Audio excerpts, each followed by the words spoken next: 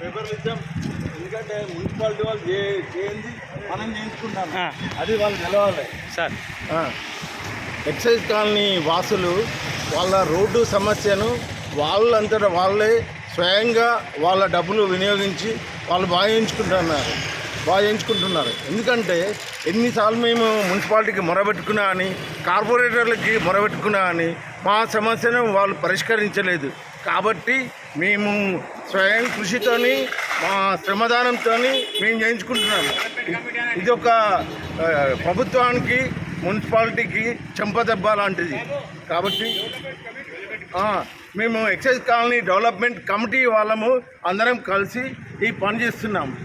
కాబట్టి కార్పొరేషన్ వాళ్ళు ఇక్కడైనా కళ్ళు తెరిచి మా ప్రజల గోడు విని మా సమస్యలను సత్వరం పరిష్కరించాలని నేను కోరుకుంటున్నాను, తెలియజేస్తున్నాను.